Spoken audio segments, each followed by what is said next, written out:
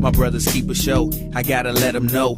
Tuesday, 7 p.m., gotta let them know. 3 M's meant to model, gotta multiply.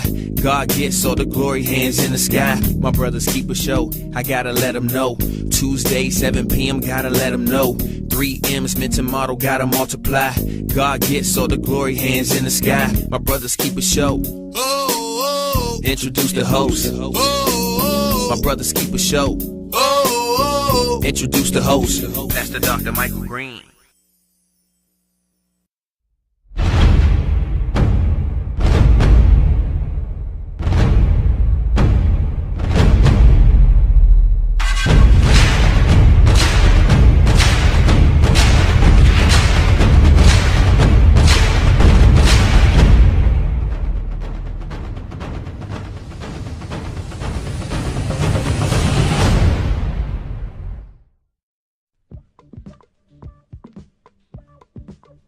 It's the new, all-natural, family-friendly pharmacy, Family Choice Pharmacy, located at 8313 Annapolis Road, New Carrollton, Maryland.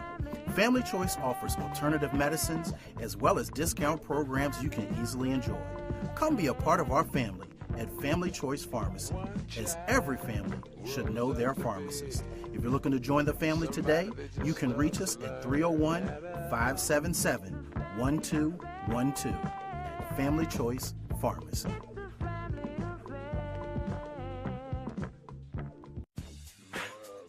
If you like to roller skate, you will love Lanham Skate Center. We offer all kinds of specials, birthday parties, skate classes, and more. You can even reserve the rink for a special event. Skate rentals only $3, so roll on over to Lanham Skate Center today.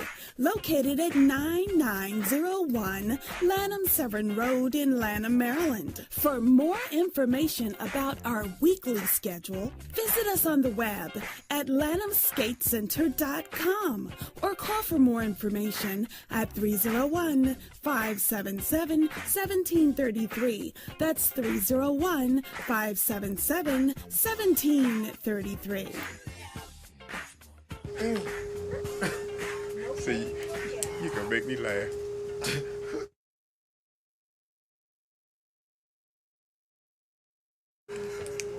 Okay.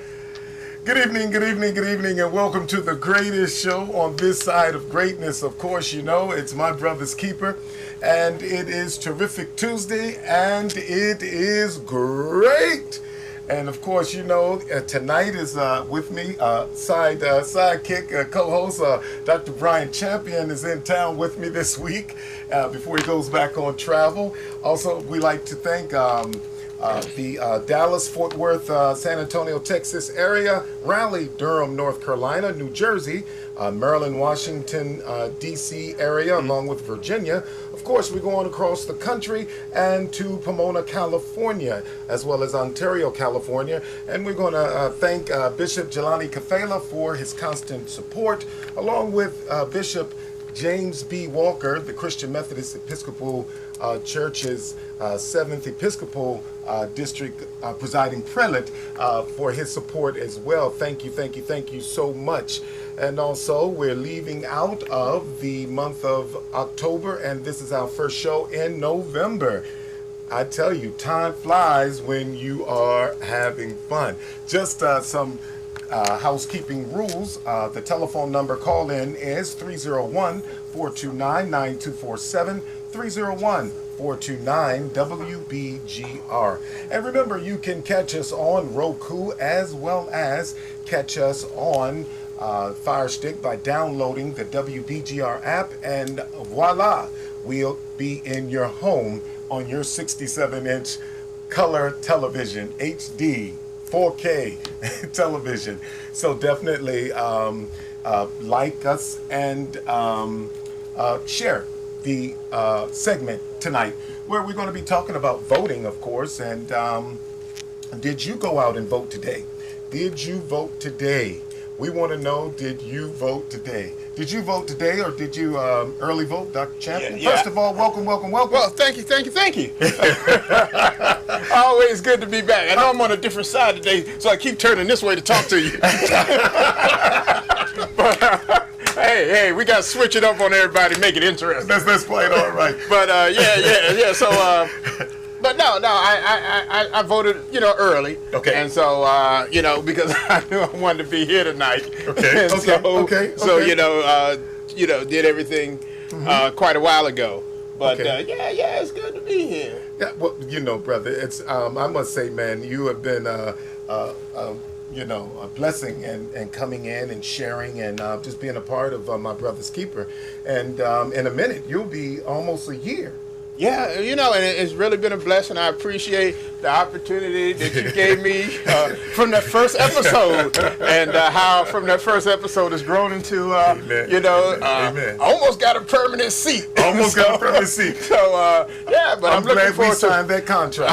I'm looking forward to it, and I think, we've been talking through some things with our producer. Absolutely. You and I have been putting our head together, and I think there's some great things coming ahead. So look out, y'all, because I'm telling you, it's about to go to another level in what we do.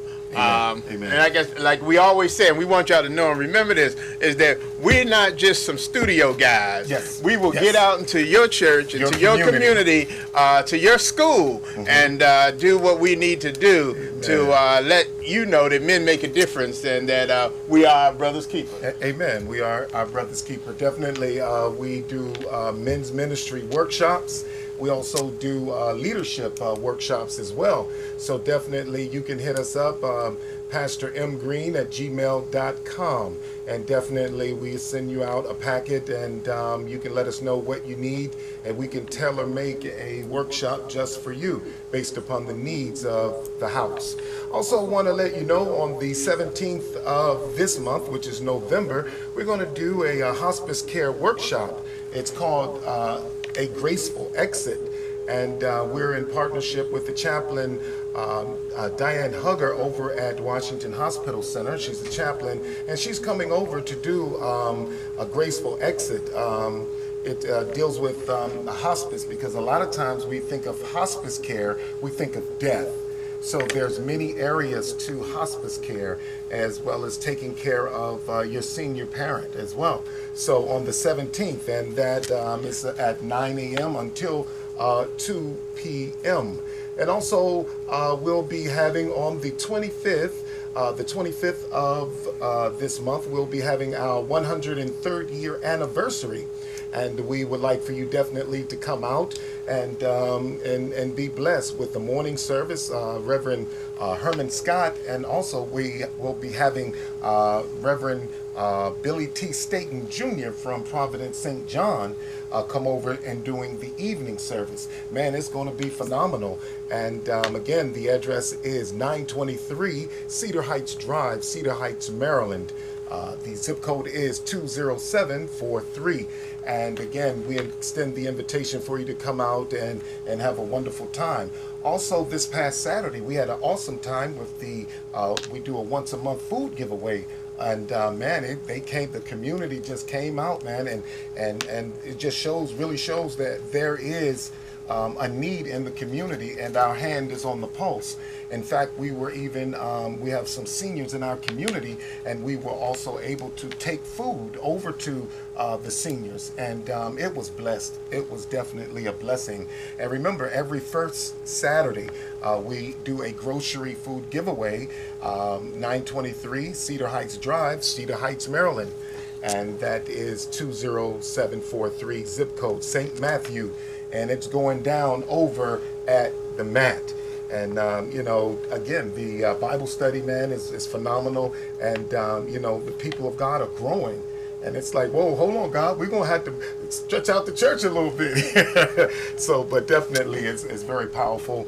And I'm just really thanking God for the work he's doing, and even allowing, my hands to touch the work. Yeah. And to see the fruit of the labor. So God is being glorified. So definitely. But the 17th of this month, please come out. And this hospice care workshop is going to be awesome. It's going to be phenomenal. Reverend Diane Hugger is a phenomenal teacher, and she's going to, again, be teaching on the graceful exit. Please come out and share it in that experience with us. Sister Carol Henderson, Ginger, thank you for watching. Sister Patricia Denise, thank you for tuning in. Reverend Billy T. Staten, pastor of Providence St. John, definitely in the house. Man, we looking forward to a phenomenal word. And our conference theme is, it's letting go of our past and embracing our purpose. Definitely phenomenal. This brother can preach. He's going to set it off the 25th of this month of November. Also, Sister Leslie Cash Tibbs, thank you for watching. Pastor Simmons, how you doing, brother? Sister Yolanda Fletcher, hey guys, thank you guys for tuning in. Thank you so much. Now we're going to get right into it, because I know you guys also, if you have us on the Roku or the downloaded the WBGR app, you can have us on your television instead of watching MSNBC, because we're going to be giving some news reports equally as well. So we want to jump right into this news of the voting. Did you vote? You said you did vote. So yeah. I went into the other. Okay. That's okay. He voted, y'all. He early voted. You know what I did? I was so trying to get everybody else to vote that I missed my early voting, and the day came upon me, but I did vote. I got in and I voted. Man, I got in there, and they had the written in ballot, right, and they had the electronic ballot. I said, send me in the line with the electronic ballot, pressing buttons and keep it moving. But you know, I really think Ben Jealous has a great chance of winning this evening. What do you think? Well, you know, and I'm very hopeful that he'll do well. I know that the climate makes it a very hard task for him. But again, if people come out to vote, and I've heard, you know, I've heard word that there have been some lines out there today. Yeah, and so absolutely in the rain. That's encouraging. Yes. So with that type of turnout, it definitely gives him a chance, and a chance for some change in the state of Maryland. Yes. Now I'm a DC resident, and DC voter, so I can't say I know all of what's going on in the Maryland politics, but I do know that he really needed a good turnout from, you know, PG County, Montgomery County, Baltimore City, and Baltimore County, because you know, there's a lot of very remote areas of Maryland that we don't consider sometimes, but they got to vote too, and they turn out. Absolutely. And so until we start realizing that we have to turn out in equal force. Absolutely. You know, and we don't just worry about winning our little section, but how our section impacts the whole state. Absolutely. Hey, Facebook, where did you vote today? Did you go out? Just give me a shout out and let me know where you did vote, where you voted, whether it was Maryland or wherever you are watching the show from. Where did you vote today? Whether it was from Washington, D.C., whether it was Virginia, give us a shout out. Let us know that you did vote. So, from what I'm understanding, is that 36 million individuals early voted. Early voted. And that's the highest ever. So, I mean, I think people are catching the message that this is serious time. And I'm not going to say, you know, that you should have voted for this person or that person. But all I'm going to say is you should vote. And if people come out to vote, and then we get a good representation, we can live with the people who are placed in office. Yes. Yeah. But I think that if you're not voting, you don't have, you know, you shouldn't be able to talk or complain, or your opinion just doesn't matter because you didn't vote. Right. And those are the biggest talkers. Yeah. Well, right. How about that? And you know, the amazing thing that I discovered this year is that more ex-felons had the right to vote this midterm election than previous. More states have allowed ex-felons to vote. Yeah, I've seen where there's been a trend throughout the country to allow more people to vote. Voting rights. And I think that's great. I think that's good because they're tax-paying citizens. They have serve their time, and they are part of our community and ought to be able to share in who is our leadership. But the question is, do you think that they did that because they thought it would help the current administration? Well, he's going to let them out? He's going to let them out? No. And I'm making a joke, but in all seriousness, they talk about... Ask them where did they vote?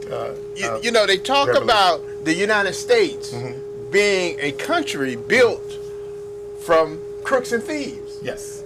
When prisoners were... And immigrants. But what I'm saying is, when prisoners were exiled from their country, they were put on those boats that came over here, and the Nina, the Pinta, and the Santa Maria were full of felons. Along with Christopher.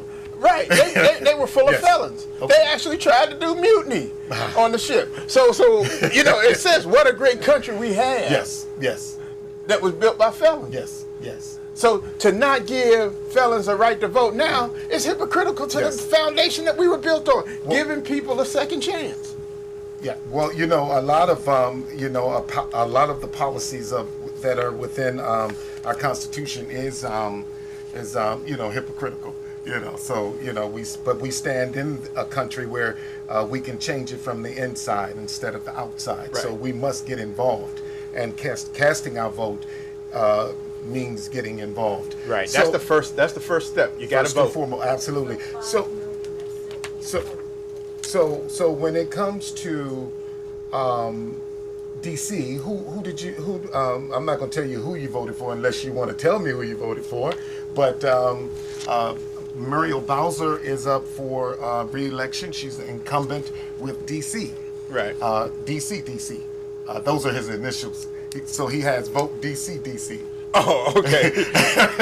DC, vote DC. Right. Yeah. So definitely he's running against her. So I'm trying to figure out if she's going to be ousted by this gentleman that's coming up now. Well, one of the things I have to say about DC, and when you really think about it, in the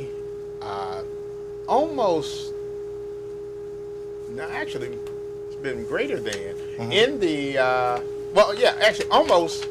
It's been 18 years since Marion Barry came out of office. Yes. So when you really look at it, maybe 16, but when you look at it, that only one person has been a repeat mayor. Okay. Because you had Sharon Pratt, I think her name was Dixon or Kelly. Then Barry came back for one term. And then there was... then Congress passed legislation. Then they had the bow tie guy. I think his name was Williams, right? Anthony they had Williams. him. Now, he was a two-term. Yes. But then after he set a lot of things in place. Yeah. He set a lot of the programs that Fenty benefited from. Right. Well, and then they had Fenty. Yes. And he was a one-term mayor. But I believe what we see And then Gray, he was a one-time. Right. Yes. Right. That's true. So what we see in our current mayor, I believe we'll see a repeat, but I also believe that she has engaged people in a way that we may see a long-term mayor in the district.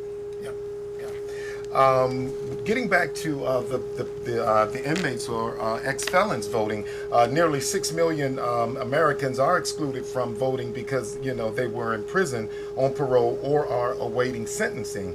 And just like to say that African Americans who are overrepresented in the U.S. penal system are 4 times more likely to be unable to vote than the rest of the population, according to the sentencing project of nonprofit organization. Now, I will say this, states like Maine, Vermont, I do know that it was Vermont where the population of African Americans are about 2%. They're still able to vote while incarcerated, as I was researching the article, and I thought that to be very wow, they're still casting a vote while incarcerated, but it is in states that are lowly populated with African Americans, though. Right. Yeah. Well, I can tell you about Vermont because I actually visited there once. I wasn't there long, but that's the only state I can say I've ever been to, and the whole time I was there, I did not see another African American. Yeah. I do believe Florida is coming, is one of the states that are leaving places like Virginia and Kentucky and are being added to the plus column for voting, ex-felons voting. I think they're working some legislation out for ex-felons there. So definitely, it's it's good to know that ex-felons are having at least their voting rights restored. And it looks like, I mean, I could be wrong, but just the states that you named are Republican states. Yes. So. Yes. Now, and so even with the gubernatorial race, it's amazing because with that, I was reading and I was like really amazed because during this race, this is a time where they're going to, the Census Bureau is going to be counting, and so it does matter who is in leadership. So who's in leadership is going to weigh very heavy on how they redistrict, and as far as they're going to continue with the voter suppression and the gerrymandering that has been going on. So the governorship is very important. A lot of these gubernatorial races with Stacey Abrams, and I think the gentleman is what was his name? No, Gillum and DeSantis is Florida. I'm sorry, Gillum and DeSantis is Florida.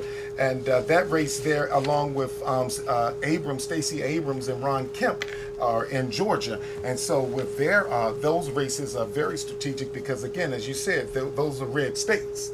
And so for them to turn blue, oh man, that means that they have a lot of say-so on the redistricting, whether it go on or not.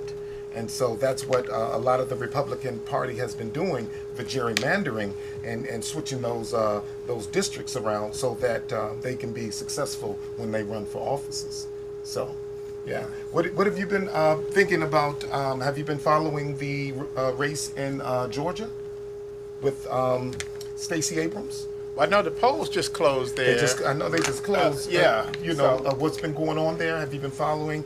How Current 45 has been traveling to different states, but definitely, some racist remarks that they've been putting out against Abrams and Gillum. Right. Andrew Gillum. The racist robocalls that have gone forward in Georgia. But of course we know Oprah was down there, man, campaigning, knocking on doors, and it's amazing because the power of the vote, man, people really must understand. And I know a lot of times we say that, voting, my vote don't count, my vote, and therefore you reject and you neglect your right to vote. But I'm telling you, your vote really do count. Oh, yeah, absolutely. And even as down to, in D.C., your council member, your delegates in Maryland and different states have different ways of, they have different offices. I do know in like Chicago, they have the alderman. So going all the way down that structure, leadership structure, is like, it's amazing because you count. Because again, if you're turned away, then, or if you don't vote or you neglect to vote, then, feeding programs, recreational centers and your roads. I mean, just those things are really just, it's left up to other people who did vote and now speak for you because you didn't vote. Yeah, you talk about, yeah, absolutely. And I know we voted for our, our sheriff. And Melvin High in Maryland, we voted. So as we voted in Maryland for High, you get to pick who you want to, police you. Well, and that makes a difference. Let me say this, and I just recently found this out. That's someone calling? I think they have. Okay, all right. And I just recently found this out about the whole super voter process. Yes. And how they track who votes. Yes. And those are the individuals they target. Wow. When they know you've been voting. Mm-hmm. So if you don't vote for several elections, they don't even target you. Yeah. They're not trying to find out your opinion. Yeah. They're not trying to appease your community. Yeah. So when they see that whole districts don't show up to vote, you're not getting. You wonder, why do certain people get ads in the mail and I didn't? Yeah. Because you didn't vote. Yeah. And it's because you vote that now you're being considered. Regardless, and they're not even concerned of who you vote for, but they're trying to convince you because they know you vote to. So then you become a player in the game. Yes. And that's what we have to be. We have to be players in the game. So we have to show up and vote, even if we turn in an empty ballot. You gotta show. You gotta show. You gotta show that you voted. You know, like Richard Pryor said, none of the above, but you voted because you've come in and you filled out the thing saying that you've done something. And by doing that, people recognize that you are a player in this game, and that's what we want people to know and understand. We want to be considered the super voter, the person who votes at every election, the person whose decisions, the opinion matters to the elected official. Because if they know a certain community did not vote, they are not going to be responsive to their community because they really don't know how you cast your ballot. Yes.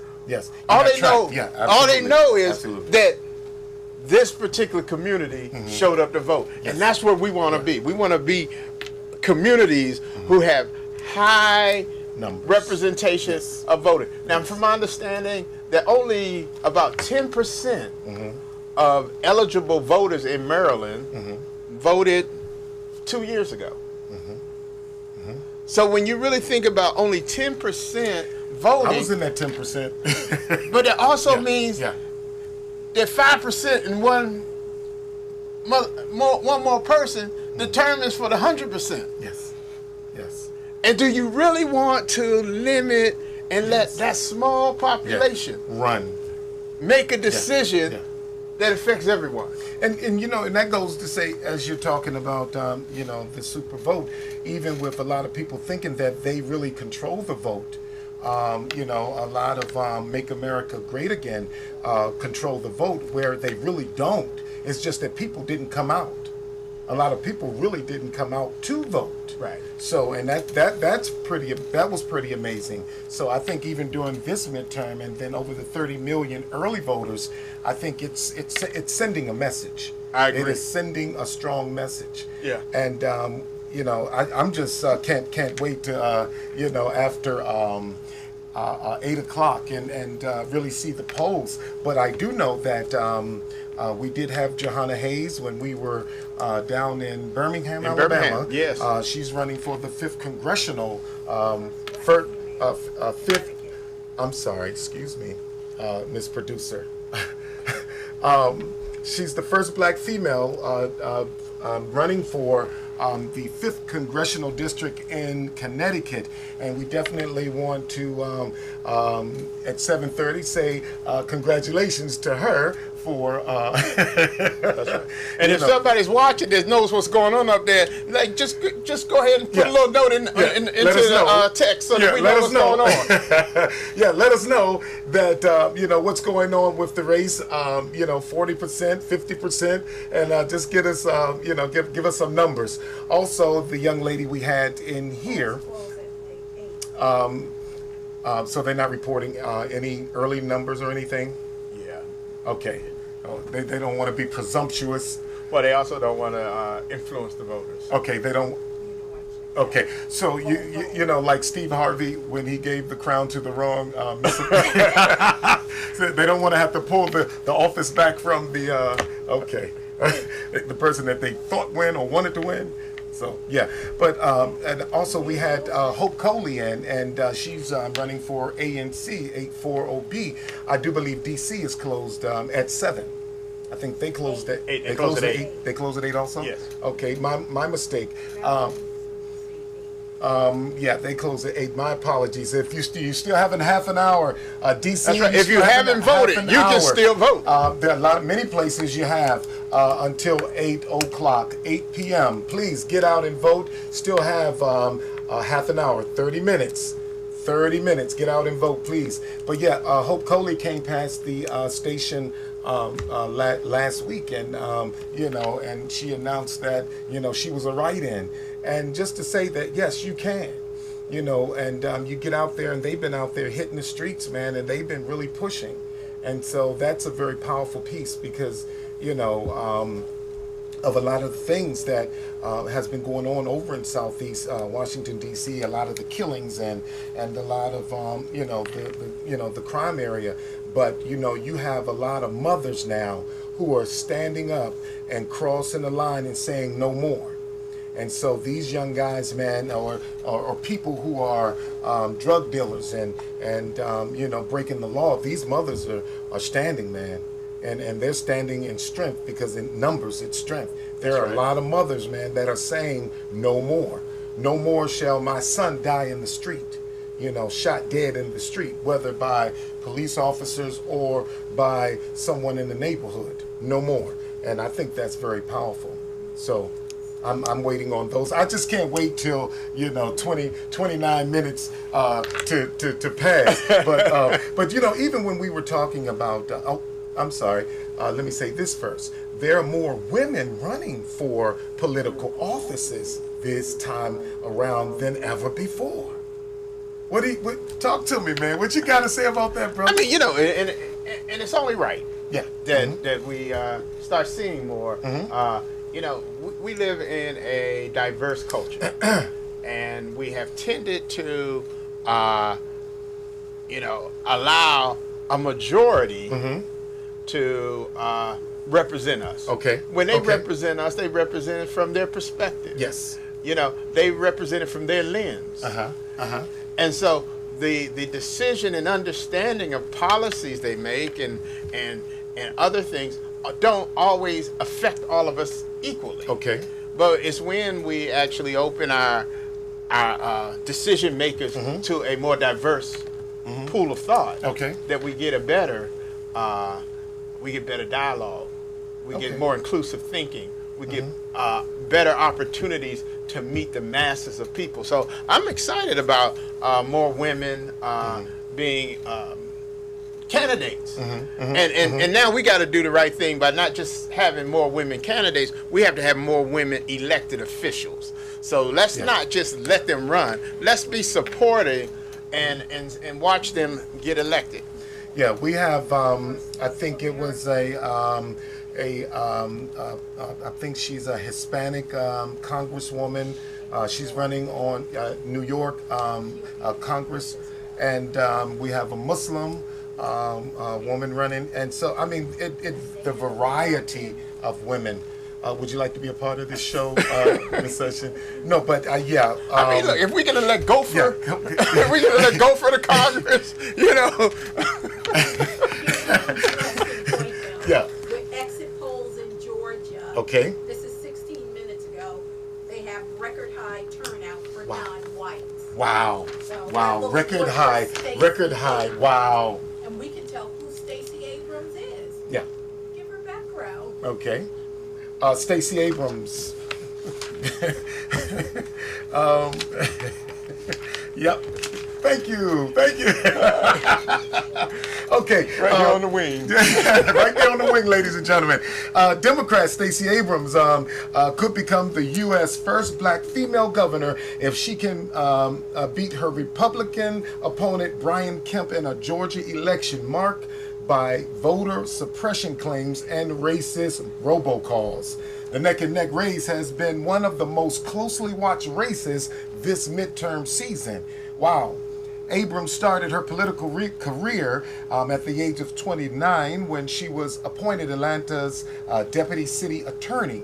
In 2007, voters elected her to Georgia's General Assembly as a Democrat, where she eventually became State House Minority Leader. As a state legislator, Abrams successfully fought to expand public transportation funding, rallied against tax cuts, and advocated criminal justice reform. She also founded the New Georgia Project, the NGO that worked to register voters of color and advocated voting rights. As you can see, the history and her credentials are expansive. And so if you're looking on paper, it's like, wow, she's ready. And even as she's talking, the talk and definitely walking the walk, when her opponent, Ron Kemp, was coming after her, man, it was like, wow.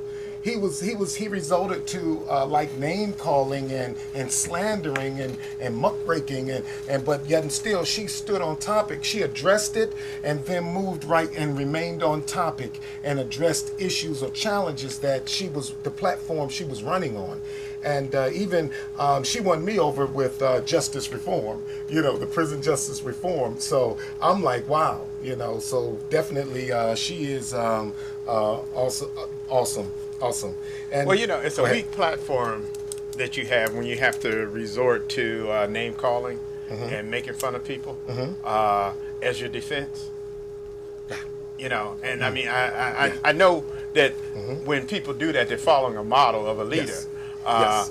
And unfortunately, that's not the signs of a good leader, yes. nor a campaign that stands firmly on the issues. So I just say that to individuals who get caught up in the name calling and the fun poking and things of that nature. If that's the best platform that you have, then I'm not sure you're ready to hold public office. Yes, I definitely agree because when I used to play ball, outside linebacker, team reflects leadership. How far outside? Offside linebacker. Okay, so here's the deal. When the team captain performed and was on his A game, it reflected team. The team responded to leadership, and when the team captain was like real lazy and slouchy, you can tell that the team fell right behind the leadership. So team reflects leadership in that we see the name calling because it's coming from a higher place of leadership, and it just trickles down. Team reflects leadership always. That's right. So any organization, you can look at the team, and then you could tell the leadership based upon the team actually. So if the team is in left field, guess where your leader is? Right. Left field. Go ahead. I'm sorry. Tim Kaine and Bernie Sanders, they're predicted to win their re-election. Tim Kaine, Virginia, Democrat. Tim Kaine. And Bernie Sanders, Vermont. Whoa! Senators. For Really I good. thought she was saying Bernie Sanders hit us on Facebook. Okay. Hey, Bernie. Senator Bernie Sanders, how Well, are we just you? want to say congratulations to both of those men for being projected re-elected. And how about the first Native American congresswoman in 229 years since the U.S. Congress was established? Not one member has been a Native American woman. That will likely... we're going to pull a chair up and let the producer come in and talk with us. That will likely change tonight with Deb Haaland, poised to take New Mexico's 1st district. And definitely, our prayers definitely go forth for the women because, again, even being the first of, it's not easy. You're spearheading, so that means you're coming through a lot of stuff. A lot of the bigotry, a lot of the racism, and, the mindsets of the people who don't think that you're worthy. I believe that Hillary Clinton would have done an excellent job in the White House had she won the election. If she was elected President of the United States of America, I believe that she would have done an outstanding, superb job.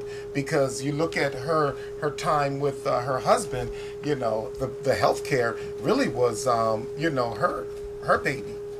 Because during her husband's first administration, she was trying to get that up. So all President Barack Obama did was took it and revamped it and put it before the people. And so therefore, just excellent, man. I thought she would be excellent. Then she served as Secretary of State. Right. But people was like, we don't want no more Clintons and definitely no more Bushes. But it goes to show you that, what people will settle for. Right. It reminds me in the Bible when the people asked God for a king, and God said, I'm your king. And so they kept screaming and saying, we want a king. So God said, okay, I give you Saul.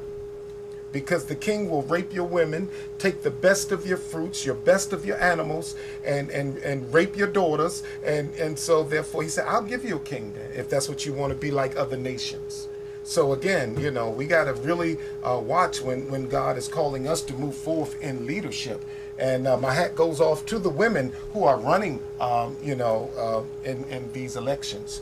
Hats off, you know, so definitely. Go ahead, brother. No, I was just going to mention, you know, it's a good thing. I mean, you know, it took acts of Congress to allow women to be able to even vote. It was the 20th Amendment that allowed them to... Yes. 1920. Oh, in 1920. Okay.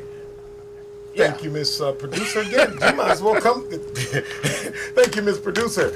But go ahead. But no, and I was just saying, you know, so we really recognize how difficult it is to catch up when you've been suppressed and unable to participate in voting. You know, as we look at African American men, didn't get to vote until the 15th Amendment. Yes. Okay, what year was that one? That was during Lyndon B. Johnson. No, not Lyndon B. Johnson. That was. Go ahead, I'll get it. Yeah, it was. That's when it was ratified. It was right. Ratified. Now the 15th Amendment was much earlier. Yes. But 1870. Okay, but then you know, still. People were unable to vote who didn't live in a state in national elections. Yes. And it was the 23rd Amendment that allowed people of the District of Columbia and other U.S. territories and gave them the right to vote. So you know, it's taken a long way for a country who is as old as it is to give people the right to vote. So what we want to recognize is that when you live in places like D.C., when you're a female, when you're African American, it took a lot to get us the opportunity to vote. And you don't want to waste that opportunity, because a lot of people had to suffer to get us those rights and privileges. And now that we have them, we need to exercise them to our fullest authority. Yes.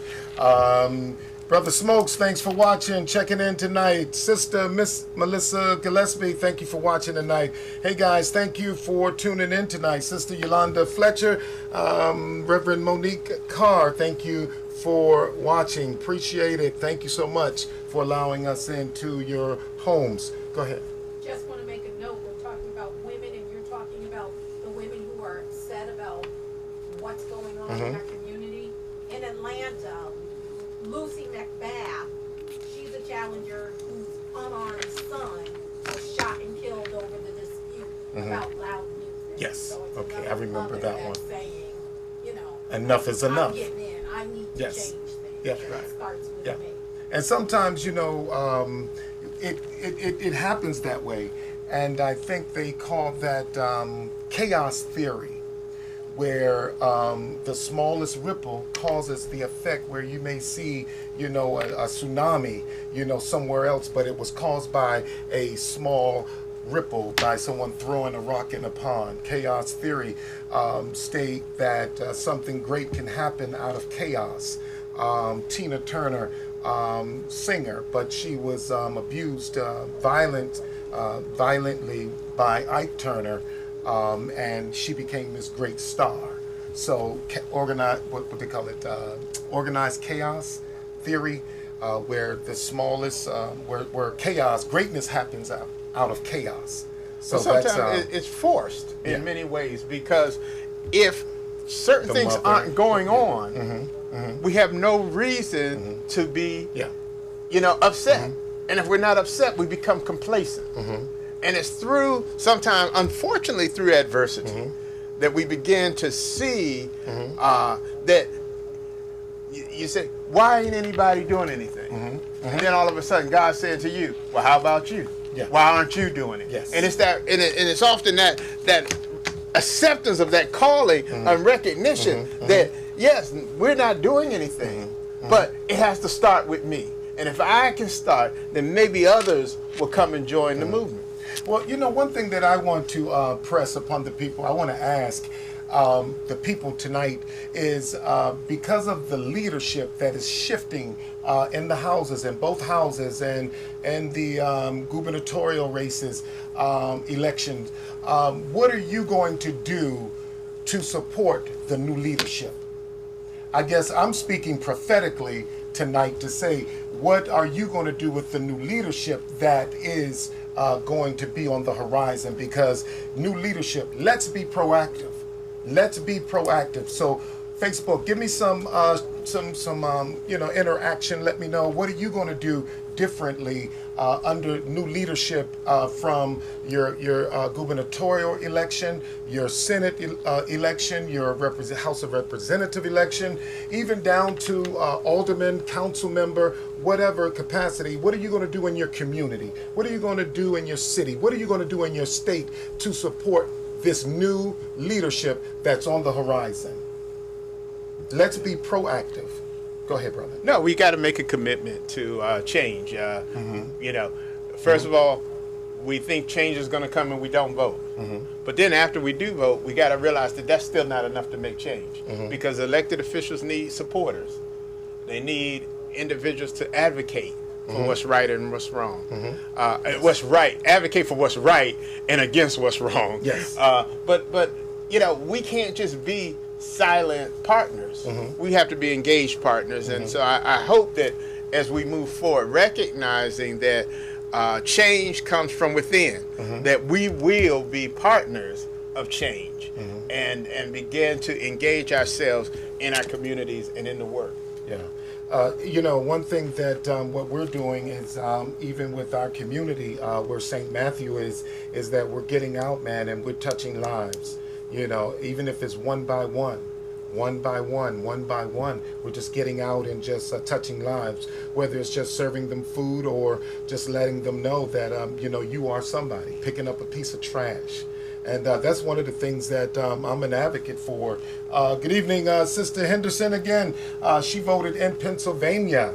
So what happens is when we are just, with discipleship training, is that we don't go out with Bibles and tracts and all that. We go out to serve the community in that, picking up trash. And we did that we went down when we did the men's conference in Georgia, and we just picked up trash.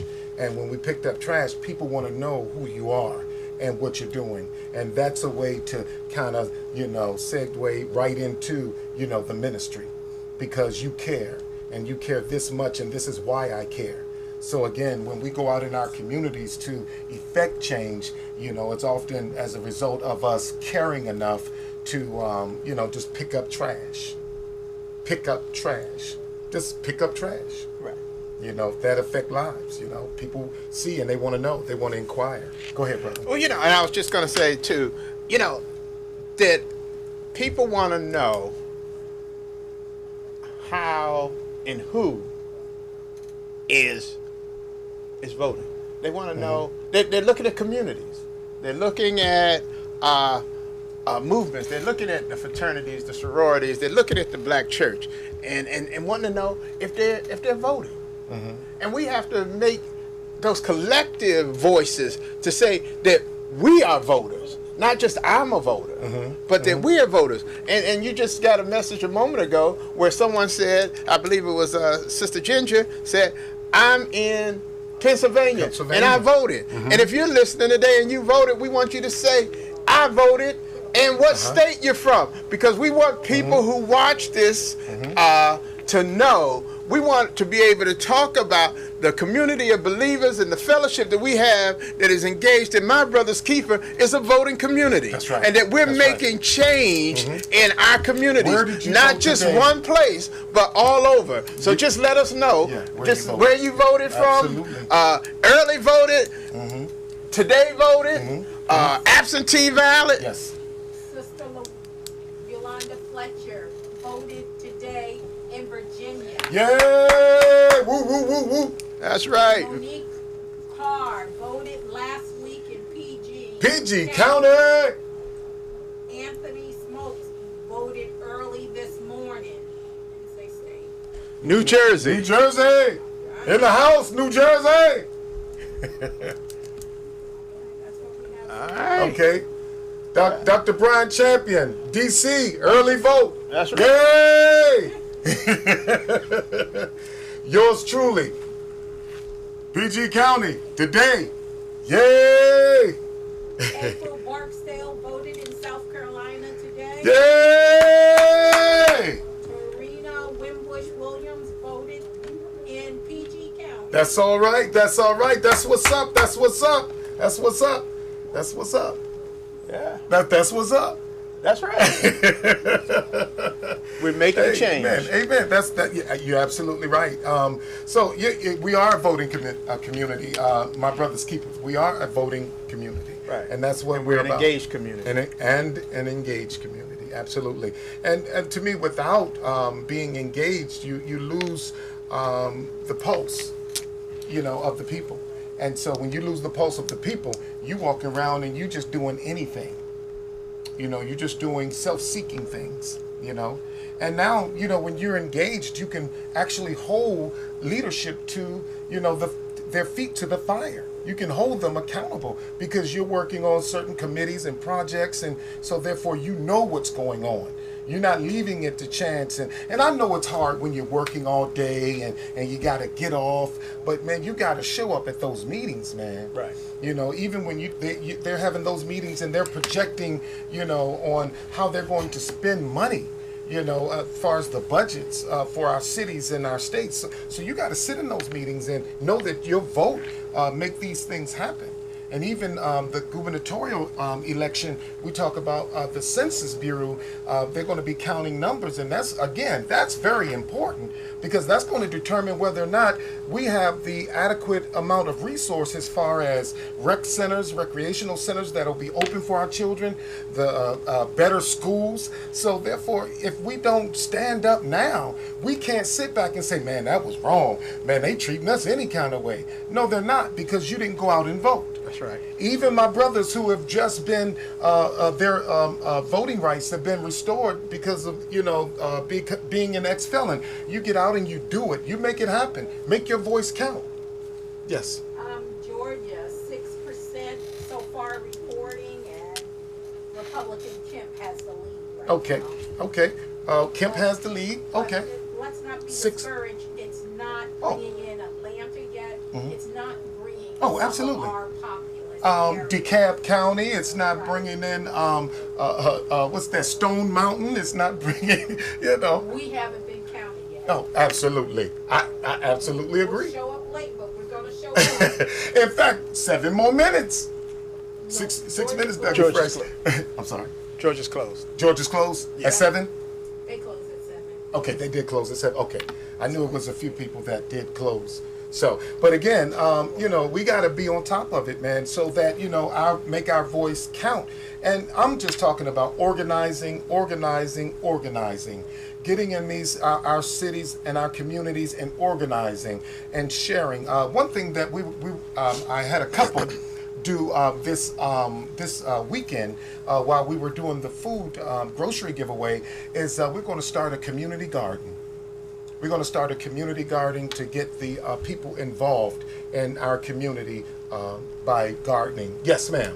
Florida, I don't see what percent has reported yet, but Gillum is winning right now. 50.8%.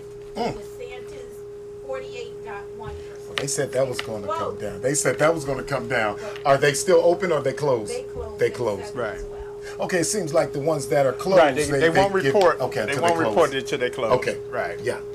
Hey, Brother Bell, Reverend Bell, thank you for watching. Brother Duran Weaver, thank you for watching. He says, first seat taken from Republicans in Virginia. Yeah, I'm telling you, the governor, this gubernatorial election in these states are important because that's going to dictate the flow and stop this gerrymandering and redistricting. So, hey, I pray that everyone got out and voted. And again, I'm speaking prophetically. Let's get in our communities and now organize, grassroots. And that's one thing that President Obama did. And he has even a leadership council of young people, man. And it's awesome that, how he's mentoring, he's mentoring them and they're going forward. because it's about, grassroots organizing in our communities. Then it grows to that county, city level, and then the state.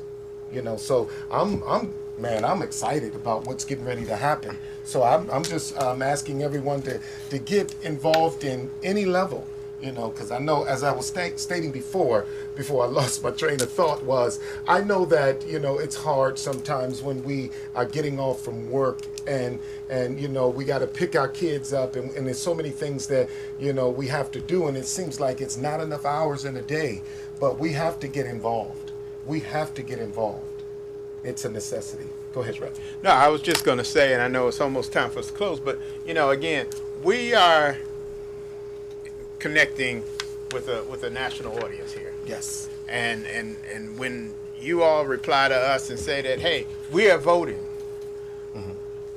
what we're going to work to do in 2019, we're going to get some national politicians and leaders to come and be on this show. And what is going to influence their decision to come on the show is because of engaged followership like yourselves. So we thank you for, continuing to participate in viewing the show and being actively engaged with us. And we're very appreciative of that, because we together, not just the two of us, but Go ahead. as a group, we can make change. Say? Yes, we can. I agree. What did Barksdale say? Miss Barksdale? They say if we don't have a seat at the table, we become dinner. But we cannot get a seat at the table if we don't make reservations. Being active voters increases our value and amplifies our voice. Absolutely. And, I'm sorry, go ahead. Reverend Cynthia Bray voted in Delaware, and Brother Smokes came back, voted in Jersey. New Jersey, as we stated before, New Jersey. And thank you, Sister Jacqueline Upshur Price, for watching and giving her a shout out, man. She's leading up the grocery giveaway at the St. Matthew. And she was spearheading, man, and touching base, going to homes, and she was very instrumental in taking food to seniors. And again, thank you, Sister Jacqueline Upshur Price, for your service. Amen. Powerful ministry, and praying God continue to use you mightily in that area. Thank you for your support. So, even as we engage in areas, man, so we show up at these tables so that we can put our orders in. You know what I'm saying? If we don't go to the dinner, we will be dinner. That's right. So again, I'm for it, Doc. I'm organized. It's like a lot of things. When you go to somebody's house and visit, and you get invited over for dinner. First time you go, you just sample a little bit. You just eat a little bit because you don't want to appear to overdo it. You try to put on your best manners, but when you've been there for a while, all of a sudden you're willing to dab a little further. Yeah. And you even get bold enough at some point to grab that last chicken wing at the table. And that's the way it is with this. When we first show up, we're going to be a little cautious. But once we've done it for a while, we're going to get comfortable, and we're going to start demanding that last chicken wing. Come on, Doc. Because we got a right. Because we have a right. We have a right. Yes. And we've developed the relationship to exercise that right. Absolutely. Sister Donica Barrow Sutton, thank you for watching. Hey guys, thank you guys so much for tuning in. Our time is up, and we definitely thank you for yours. One of the things I did want to say is that I had dinner with the Redskins at Ruth Crisp last night, and man, it was phenomenal. Stay tuned from that, man. I was able to connect with some of the Redskins, and they're going to come out and work with us with the boys. Okay. So definitely, it's going to be an wonderful, awesome time. Man, I'm looking forward to the things that we got coming up. And Amen. Everybody, like TD Jakes would say, get ready. Amen. Get ready, because my brother's keeper got some things that's about to take off and go to the next level. The next level. So go ahead, fasten up your seatbelt, because it's going to be a bumpy ride. And again, thank you guys so much for tuning in. Hey, listen, my brother's keeper, we are looking for partners, and if you feel like you want to be a partner with us, we definitely invite you to just send me an email, inbox me, or send me an email at pastormgreen@gmail.com. And if you want to be a partner with my brother's keeper. Hey, again, as I stated before, our time is up. We definitely thank you for yours. And remember, you can catch the rebroadcast of this show on Mondays at 10 a.m. Remember, when good men stand together, they become greater. I am my brother's keeper, and see you on the other side of greatness. God bless you. Thank you. See you next week. My brother's keeper show, I gotta let him know. Tuesday, 7 p.m., gotta let him know. 3 M's meant to model, gotta multiply. God gets all the glory, hands in the sky. My brother's keeper show, I gotta let him know. Tuesday, 7 p.m., gotta let him know. 3 M's meant to model, gotta multiply. God gets all the glory, hands in the sky. My brother's keeper show. Introduce the host. My brother's keeper show. Introduce the host. That's the Dr. Michael.